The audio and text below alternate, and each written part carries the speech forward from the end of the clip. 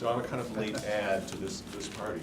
So I'm from UC Riverside, and I'm Tim Labor. I work in the music department and the media and cultural studies department. So like some other people in the room, I'm coming at this from a kind of a humanities perspective, and I teach mostly music composers. And so my goal in teaching game design is to connect these composers with some of their basic literary experiences, that we're seeing this kind of generation of a kind of a single direction towards a certain kind of commercial kind of game.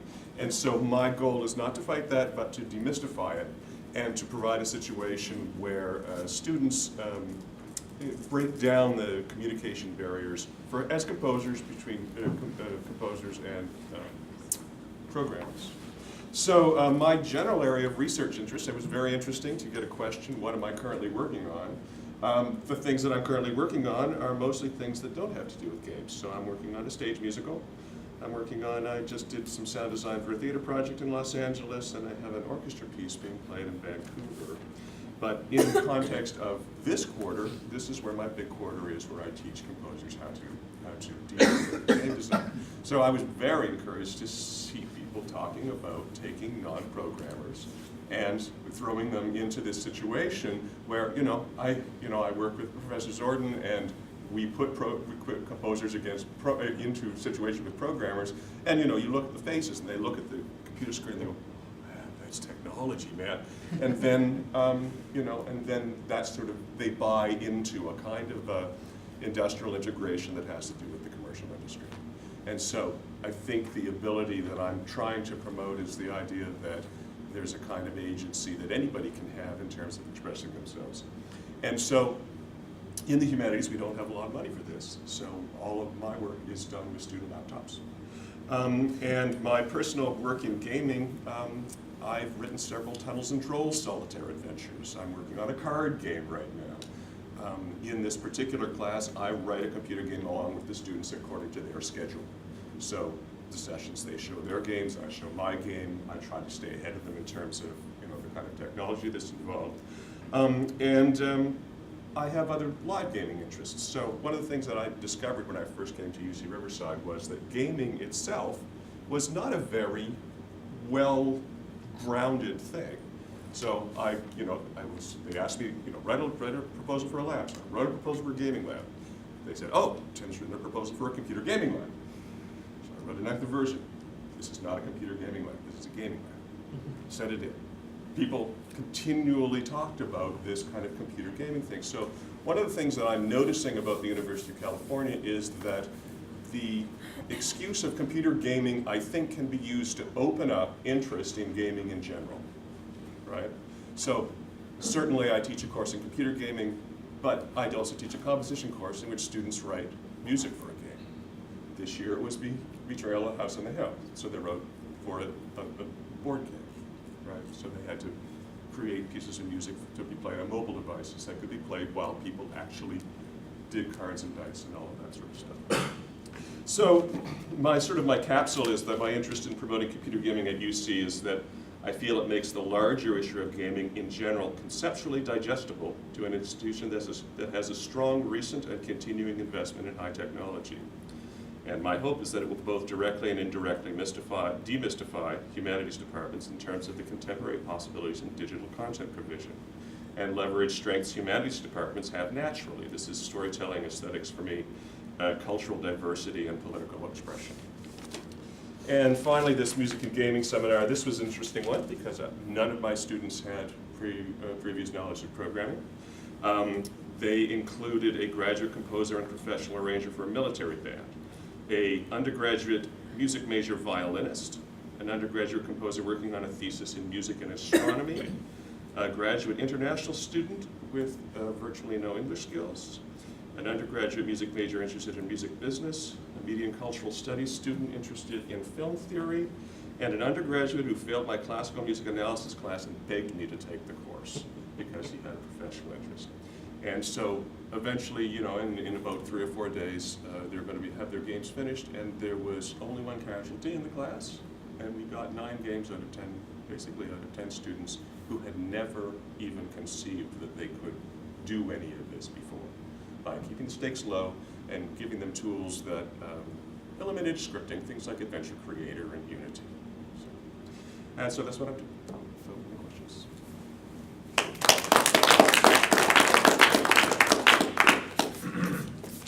Questions? So you have experiences both in music for games and music for movies or for other settings? Is there? Yeah, so I teach a large undergraduate class in music appreciation for movies, and some of my students come from that. But in terms of my pedagogy for the music and games, I think it's important to teach composers top-down design. So what they're trained to do as media composers is they're trained to acquire a certain kind of knowledge with a particular kind of music development equipment, you know, Pro Tools and sequencers and things like that, and essentially prepare themselves to indenture themselves to a producer. And so I feel that they will, that it's a poor goal to start with, and they also won't do it very well unless they know what producer concerns are. So usually composition is taught bottom up. You teach people how to make motives, and then you add them together into melodies, and sometimes you look at style and start from the bottom. But to start from the top and to accept a kind of imperfection and then refine it, this is something that is akin to being able to teach revision. And revision in terms of academic papers, this is a very difficult thing to teach undergraduates and even graduates to do within the time periods that we have to teach these little classes. You know, they race to the end in 10 weeks and then they don't revise. And this is a way of teaching that and also getting words flowing out of their fingers, and before they know it, they've written 5,000 words when you couldn't get 200 words out of them in another kind of class. And it's just it's a tactile thing. Other Yes. questions? So before I went back to school, I had a very brief, unsuccessful run as a composer for a game startup.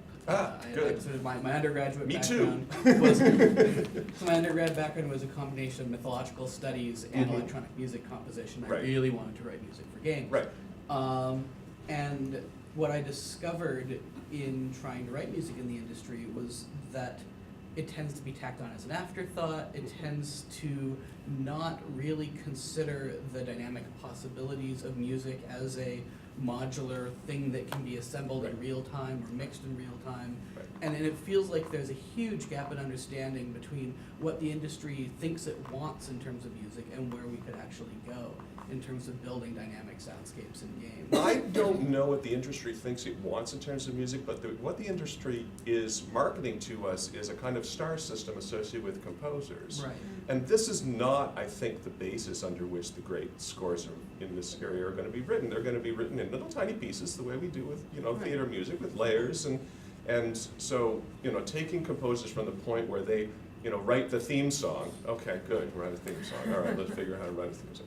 And to a point where they can actually make a list of sound assets that are, you know, 30 and 40 sound assets. Some of them are 1 second long, and some of them are 2 hours long. Can be recombined. And that can be recombined and things like that. This is a way of thinking that the industry, I think, it's not readily apparent from the way the industry markets itself. Yeah. So the great composer paradigm is not doing real student composers much good. Yeah. I agree with that. Yeah. Well, just kind of following the thread, so we've had Tommy Tallarico, who's perhaps the most successful game music Mhm. composer, come by with his video game live, you know, Mhm. enterprise, and he takes, more, if you will, a more mainstream industrial view in the sense of, you know, composer, music and audio are as fundamental to the game as the visuals. Right. And thus they should command a comparable level of investment. Mhm. So if you're going to have, you know, 5 visual artists, you should have 5 music and audio artists. And that, that's like so out of the box for how we I'm not sure. thought I about completely agree approaching with it that, but I mean, certainly for mainstream games. I mean, I know Tommy Tallarico made sort of this initial splash in the late 90s, bringing 3D sound. Mhm. So that was his, his initial thing. And I appreciate, you know, Alistair Singer and Tommy Tallarico and, you know, whatever Fat Ranch, what that institution used to be. So for holding this banner, I think the banner has to be held by game composers that are interested in the methods of writing games, not just in, I think we're beyond the holding the banner thing. Hire to start to write your theme song and then hire real game people to figure out how to get into the audience's head. Any other questions? All right, thank you.